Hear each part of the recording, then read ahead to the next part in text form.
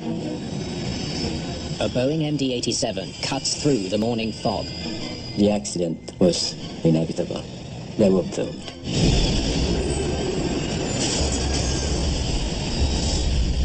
The plane carrying 110 people erupts in flames at Milan's Linate airport. This is the most serious accident in the history in Italy. Incredibly, no one at the airport has noticed the catastrophe. Hello, this is Tower. No, nothing. Valuable minutes pass. It was astonishing. Air traffic control still doesn't know what happened. Only when the wounded come looking for help There's a red streak of fire at the end of the runway. do authorities begin to realize that something is seriously amiss. My God. At one of Europe's busiest airports. Mayday, Mayday.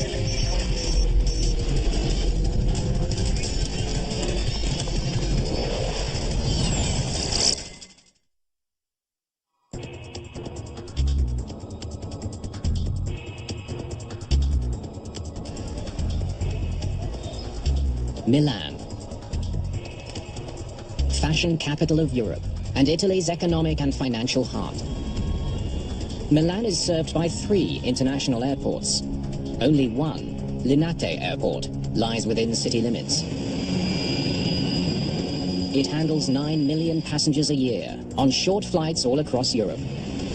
Alitalia 226, Airport 05. On the morning of October the 8th, 2001, dense fog shrouds the airport. The fog that day was very bad, and the general visibility was about 50 and 100 meters. In the tower, controllers have a heavy workload. There are nearly 24 aircraft to get off the ground in the next 60 minutes. Alitalia 2120, buongiorno, startup. They handle nearly 500 radio communications every hour. Linate, buongiorno. Delta, India, Echo, Victor X-ray. Requesting startup. Delta Victor X-ray, you are cleared to start your engines. Brown, Scandinavian 686, request taxi from 13. Scandinavian 686, taxi to holding position, Cat 3. Scandinavian 686, taxi to holding position, Cat 3.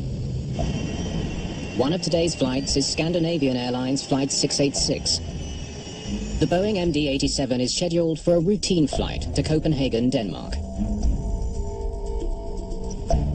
There are 110 people on board. Taxi holding point, Cat 3. The captain is Joachim Gustafsson. He's been with SAS for more than a decade. Scandinavian 686, your position, please.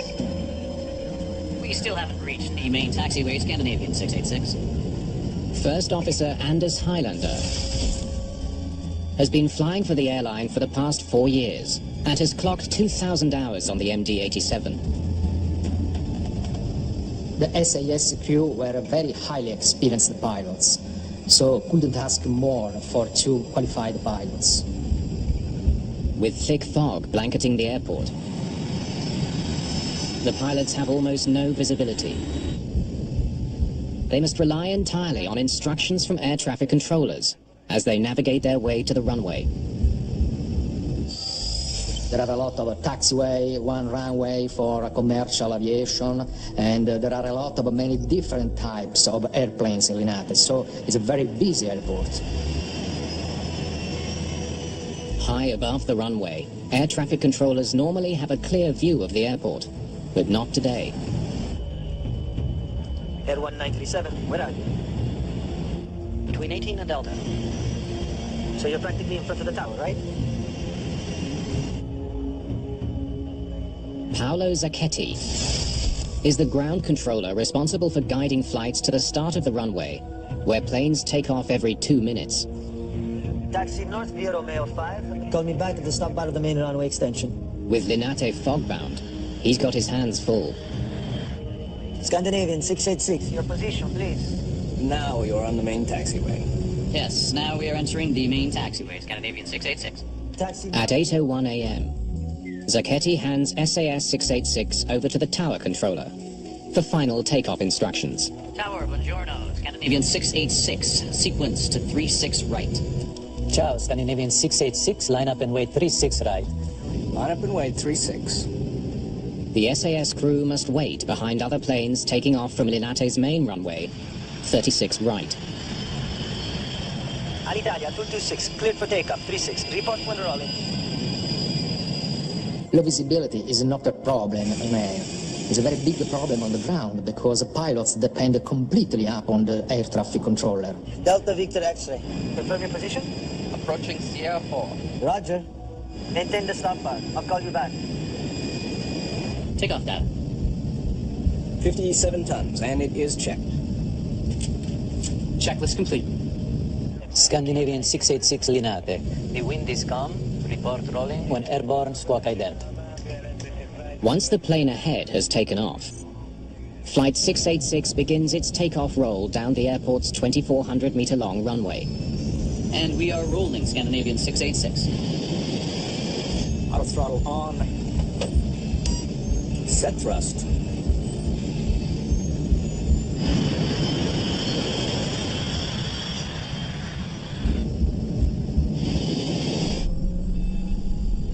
V1. At a speed of 140 knots, Rotate.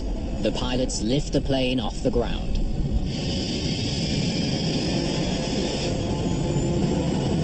What's that?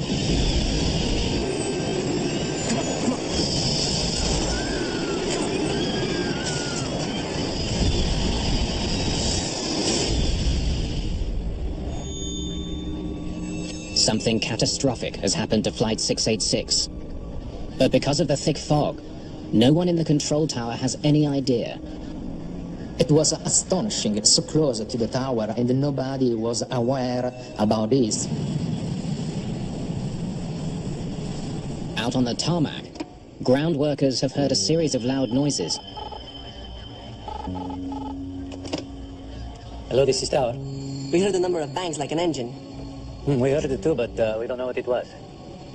Seemed as if somebody was climbing the steps. You don't have anything abnormal?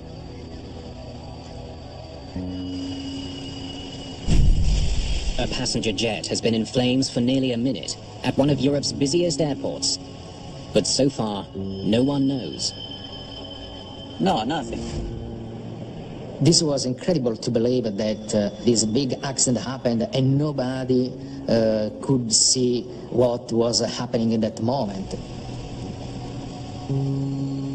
The crash site goes undiscovered until a customs officer spots an injured baggage handler stumbling from the wreckage. It took a while to figure out that they had a big disaster on their hands. The officer alerts emergency crews. But the controllers still don't know there's been an accident. Incredibly, Linate Air Traffic Control still doesn't know what happened. Only now does the tower controller check for the SAS flight on his radar. He can't find it. The radar does not show the plane flying away from Linate. Then they get a radio call from another plane. There's a red streak of fire at the end of the runway. Finally, almost 3 minutes after the accident, Linate Air Traffic Control raises the general alarm. They ground all departing planes and close the airport to incoming traffic. Scandinavian Airlines Flight 686 has crashed and exploded on takeoff. But no one yet knows the true scope of this disaster.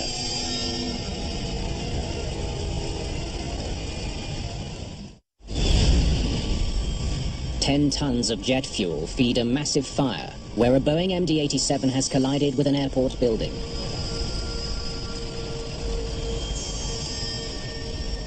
Awful, terrible devastation. The collapse of a roof of the hangar and the disaster plane completely destroyed many different parts and, unfortunately, the dead bodies. The rescue people had problems to enter a cargo building to rescue victims because the airplanes was blocking the entrance.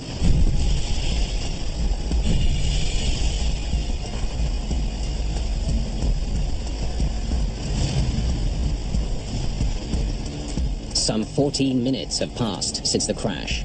As emergency crews battle the fire, Linate air traffic controllers frantically try to understand what just happened. There are 2 aircraft unaccounted for. Paolo Zucchetti discovers a private Cessna Citation did not return to its parking position after all planes were grounded. The main attention was focused on the Sasser plane, and so nobody thought that there was another plane.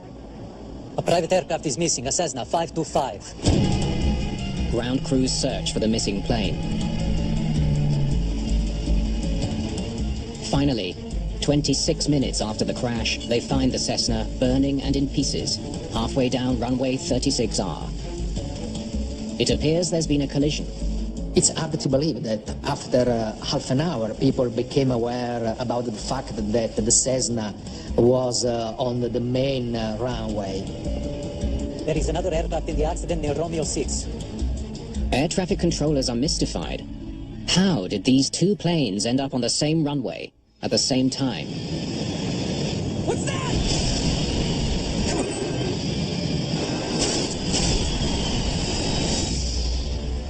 Two planes are destroyed. A hangar is in ruins. The scope of the tragedy is overwhelming. It's soon clear that no one from either plane has survived. The crash has killed 110 people on the SAS flight and 4 on board the Cessna. Inside the collapsed hangar, 4 more people have died. 118 fatalities in all. This is the most serious accident in the history in Italy. You can't imagine. I haven't taken it all in. I heard 3 explosions. Boom, boom, boom, and then a huge flame, a long one. First there was a crash. Then this hot air that was inside. This extremely hot air that burnt my head. My God. Mario Pica is the lead investigator for Italy's National Agency for Flight Safety, the ANSV, but he's not in command of the crash site. It took me a few hours to get access to the scene of the accident. Unlike most countries, Italy treats aviation accidents as crimes. The police get priority at the scene. After an air crash in Italy, the criminal investigation automatically begins, and the police is involved in analyzing this event.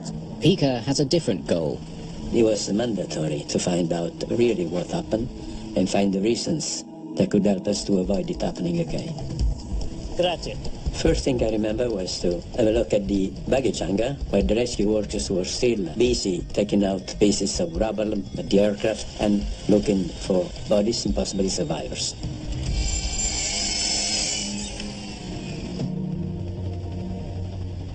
I decided to go and have a look at the Cessna that was still on the runway. I just sketched the first map of the position of the various pieces of the debris to reconstruct the dynamics of impact. And they were intermingled, the pieces from the Cessna and pieces from the MD-87. As lead investigator and a pilot, Pica knows the most valuable information in any air disaster comes from the black boxes. But the Cessna was not equipped with either a cockpit voice recorder or a flight data recorder. The absence of the flight recorders were really a drawback, because they are very helpful in any investigation to precisely define what happened. The Swedish Accident Investigation Board sends a team to Milan. It includes technical specialist Tom Zollner and lead investigator Frank Christensen from SAS. They will work with Pica to unravel the accident. We were called to be part of the investigation as it was in the Scandinavian Airlines plane. I guess we'll have to wait for authorization. We realized that the investigation in Italy was different what we learned. In Italy, they conducted as a criminal investigation, and we as investigators has to wait. Damn. We're really not happy about that. We would like to see what the planes looked like, how the accident site looked like. We were not allowed to be near the accident site. The media worldwide attention was on the Linate disaster. The SAS airliner headed for Copenhagen slammed into the private And jet. so what happened in Linate? What were the main causes of this accident? What were the main responsibilities for this? Investigators soon make a troubling discovery about Linate Airport. So, you're telling me there have been a lot of these incidents before? Air traffic controllers reported we have an average of nearly 1 runway incursion per week. It appears the 9 million people who use this airport every year have been in danger for some time. There have been other runway incursions. This was shocking. Less than a month before the collision, a near miss on the same runway. With an aircraft entering the runway while another aircraft was taking off. It was really a big shock for us that it happened that often at the Linate airport. Clearly something is very wrong at Linate. The morning after the crash, investigators face national and international pressure to figure out what it is. Meanwhile, there were prayers for victims of the crash, Italy's worst ever civil aviation disaster. Finally, the entire investigative team is given access to the crash site. All of us were trained investigators, and we knew what we were going to investigate and how to do it. But authorities have thrown a major obstacle in their path. So where's the plane? The police have ordered airport workers to move the debris off the runway and away from the baggage hangar. We got very angry. The removal of the debris actually removed a lot of valid information, which we now never could see. Debris from both planes has been piled on a concrete helicopter pad. Locating Flight 686's voice recorder will be a huge challenge. We couldn't find the cockpit voice recorder. The importance to find the CVR was to check if the crew realized the collision was actually going to take place and see how well they were trying to avoid it. We can't know what the crew were doing without the CVR. We had to learn about the possible takeoff clearance and if there were crew errors. Did they receive a takeoff clearance or did they not? Here's what we know so far. The MD-87. Measuring the distance, we ascertained that the MD-87 had traveled for about 40 seconds and gone 1,500 meters before striking the Cessna. It was clear that a collision had occurred on the main runway at the interception from taxiway. The MD-87 had continued its run, deviating slightly to the right until hitting the baggage hangar. Here. Weather reports show that visibility was only 50 meters at the time of the collision. With the heavy fog of that morning, it was clear that the environmental factor was a contributing cause of the event. V1, rotate. Imagine an aircraft traveling at 72 meters per second. What reaction time would have needed to avoid the collision? The SAS pilots would not have been able to see the Cessna on the runway until a split second before impact. What's that? But fog should not cripple a major airport like Linate. Modern airports use a system of regulations and safety equipment when operating in low visibility. Airports avoid incursions by having a defined low visibility operating rules. These rules can be augmented by technology, ground radars, alarm systems, and other things. Airport runways and taxiways are broken down into a series of checkpoints known as stop bars. Aircraft must always wait for authorization before passing, like a car must wait for a green light. The system is designed to keep planes from colliding. Planes can avoid each other at night, so why should there be any difference in fog?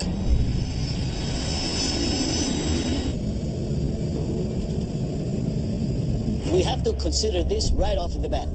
One of the first thoughts that came to mind was pilot error. The possibility of a pilot error. One of the pilots was not where he was supposed to be. Investigators need to know which one. The worst air disaster in history occurred under eerily similar conditions. On the island of Tenerife in 1977, 583 people died when two Boeing 747s collided on the runway in heavy fog. In comparison with the Tenerife accident, it was both intense fog, taxiing on the wrong taxiway was involved, communication was also involved as the KLM captain thought he heard a takeoff clearance, but he didn't. Investigators wonder if the Linate disaster is a case of history repeating itself. They learned that the brand new Cessna Citation jet had arrived in Milan following a flight from Germany. The German crew was now taking 2 passengers to Paris. Since the Cessna was not equipped with a cockpit voice recorder, and the CVR from SAS Flight 686 has not yet been found, investigators have only one record of what happened: the air traffic control recordings. We have to listen to the facts. Our expectation was that the ATC recording would reveal what actually was being said that morning. Investigators paid close attention to Paolo Zacchetti's conversations with the Cessna, call sign Delta Victor X-ray. Delta Victor X-ray, taxi north via Romeo 5, call me back at the stop bar of the main runway extension. Roger, via Romeo 5, call you back before reaching main runway. The Cessna was instructed to go north from the apron, along taxiway Romeo 5, to a taxiway that runs parallel to runway 36R. The route should have kept the Cessna off the runway. But he ended up here instead. Investigators make a shocking discovery. The Cessna went south from the apron, not north as instructed. It now appears the pilots made the fatal error that caused the accident. Call you back before reaching main runway. The control tower recording makes it clear. The Cessna pilots got lost on the way to the runway. The Cessna didn't follow the taxiway Romeo 5 for which it had been authorized, but took instead taxiway Romeo 6. The revelation leads to an important question. So why didn't anyone notice? Delta Victor X-ray, continue your taxi on the main apron. Roger, continues the taxi on main apron, Delta Victor X-ray.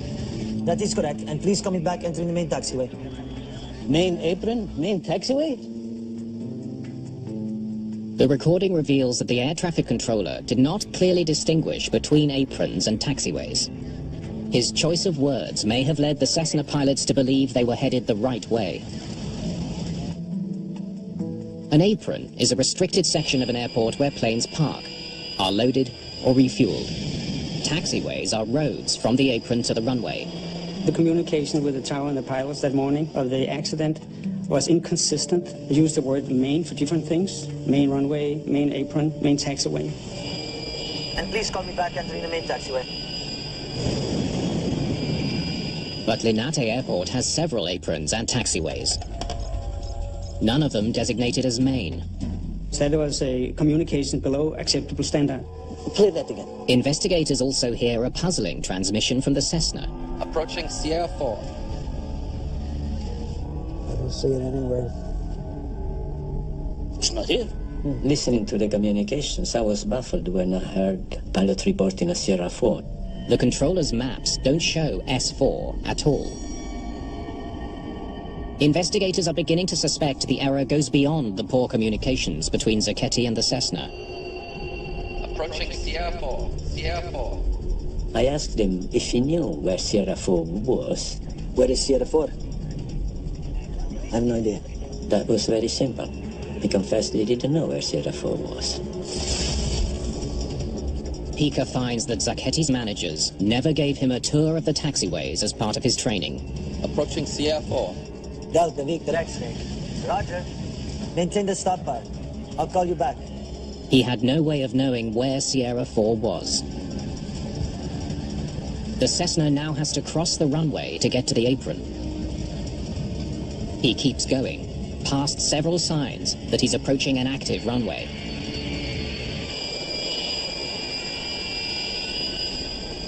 Air traffic controller didn't stop the Cessna. Delta Victor X-ray. At that moment, the tower clears the MD-87 for takeoff. Scandinavian 686 Linate, cleared for takeoff. Continue your taxi on the main apron. He should have stopped the Cessna, but unfortunately... Roger, continues the taxi on main apron. He thought that Cessna was on R5 taxiway. The Cessna pilot makes a fatal mistake. With the MD-87 now traveling at 260 kilometers an hour, he taxis across the runway.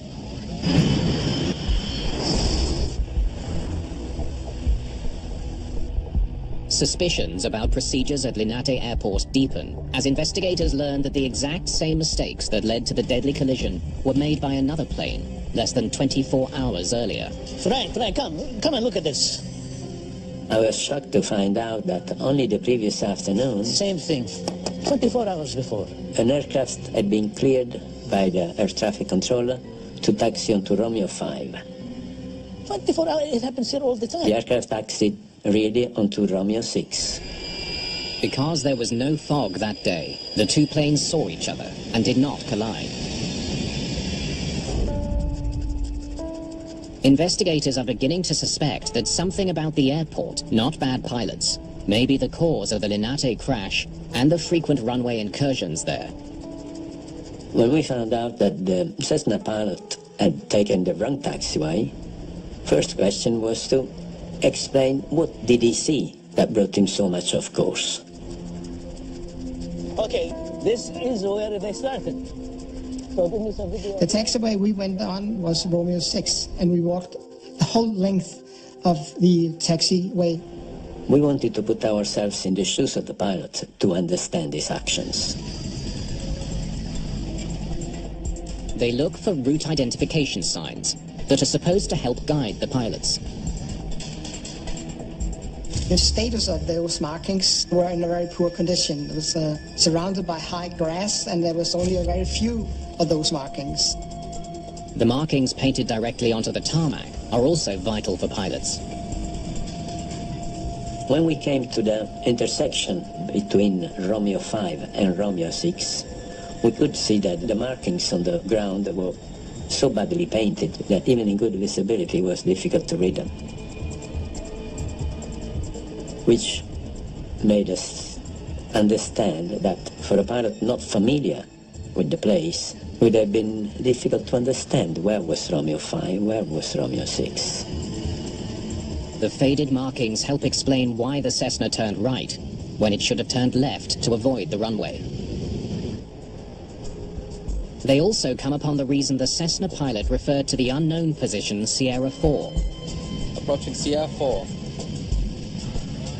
There's Sierra 4, but it's not on the map. Actually, Sierra 4 was a marking on the Romeo 6 taxiway going towards the runway, but were not reported on any official map. Approaching Sierra 4. Delta Victor X-ray. Roger. Had the controller known where Sierra 4 was, he would have realized the Cessna was headed the wrong way and approaching the runway.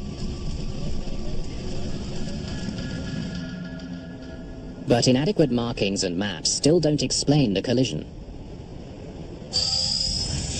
Linate, like all modern airports, is equipped with motion sensor alarms to guard against runway incursion. Even with the failures of all other systems, the acoustic alarms should have worked, and we wondered why it didn't work. Reading the ATC communication recordings, we couldn't find any alarm going on when the Cessna aircraft crossed the stop bars and entered the runway. Pica decides to test the runway incursion sensors himself. I was told that possibly they didn't work, but we wanted to be certain. Okay, commencing test of the motion sensor alarm on taxiway Romeo 6. So, one night, when the airport was closed, we made an experiment going over and over through the sensors, but we had a man on the tower just to make sure that the alarm didn't go. Anything? No, nothing. Again. Eventually, we found out that those alarms had been deactivated years before to avoid unnecessary alarms that were triggered eventually by an animal crossing or a car doing an inspection during the night. 1 week after the accident, investigators still have not located the cockpit voice recorder amid the aircraft wreckage. Finding the CVR was crucial in order to establish that there was no problems prior to impact. So I decided to sort through this giant pile of rubble and concrete and steel, and eventually we did find the CVR. The CVR of the MD-87 was carefully analyzed to find out what had been said on board, what kind of procedures were being done. Scandinavian 686 Linate, clear for takeoff 36. The recording shows that the SAS crew did receive the proper clearance to proceed down runway 36R. Clear for takeoff 36 set. The SAS crew played no role in causing the accident. They were the victims of the airport's failings. The investigation has identified one final factor that underlines how dangerous conditions at Linate had become. No. There is no ground radar at Linate. We've not had it in years. The ground radar of Linate, the old one was dismantled, the new one was in boxes, had been there for years and not yet installed. Why? I don't know. Airport ground radar systems detect movement of all aircraft and vehicles. A vital piece of safety equipment at a busy airport. If you have ground radar, it's a good tool to establish what's going on at the airport, even in low visibility conditions. We can certainly say that if the ground movement control radar had been in place, the ground controller would have had the opportunity to see the aircraft crossing the stop bars, and possibly then would have stopped the aircraft before the collision happened. Delta Victor X-ray. Confirm your position? The Cessna took the wrong path due to flawed taxiway markings. Without ground radar, controllers couldn't properly monitor the movement of the Cessna. Add fog into the mix, and disaster was inevitable. When the Cessna and the SAS aircraft started moving, they were both doomed. The accident was now inevitable. Scandinavian 686 Linate, clear for takeoff 36. Delta Victor X-ray. Continue your taxi on the main apron. And we are rolling, Scandinavian 686. Roger. Continue the taxi on main apron. V1. Rotate.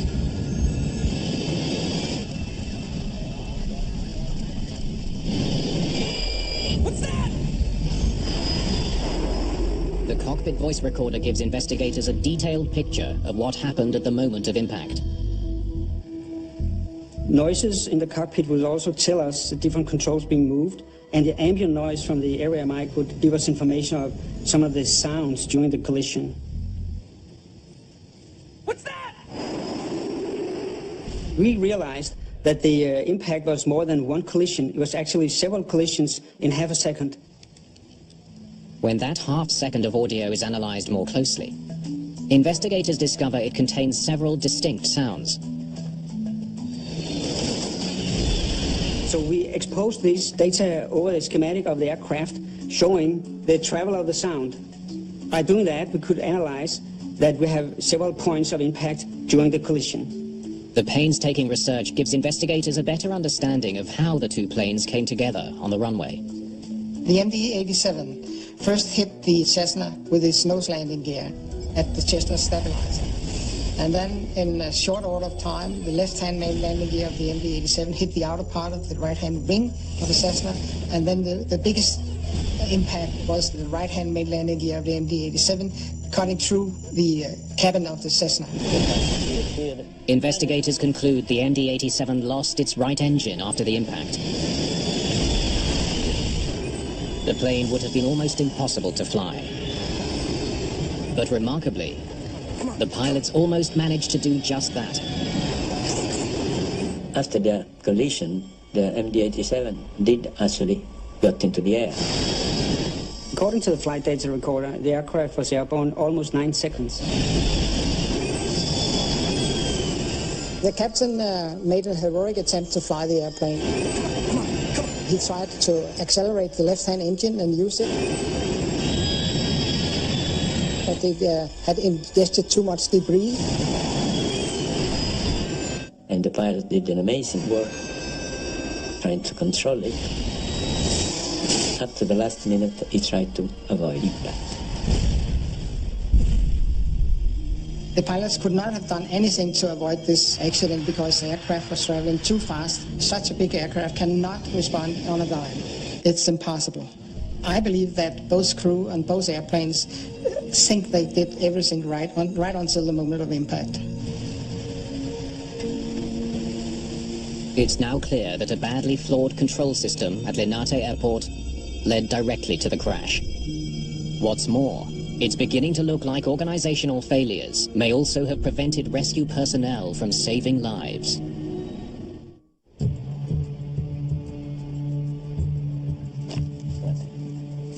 How long was it before the general alarm was sounded? The investigation begins to uncover evidence of how failures at the airport made a bad situation Please call me back entering the main taxiway. even worse. Hello, this is Tower. The wreckage of the Cessna was found only about 25 minutes after the accident. And by the time the fire brigade arrived on the scene, all the occupants were dead. Post-mortem exams confirm that 3 people in the Cessna had high concentrations of smoke in their lungs. They were still alive after being hit by the MD-87. They were burned alive.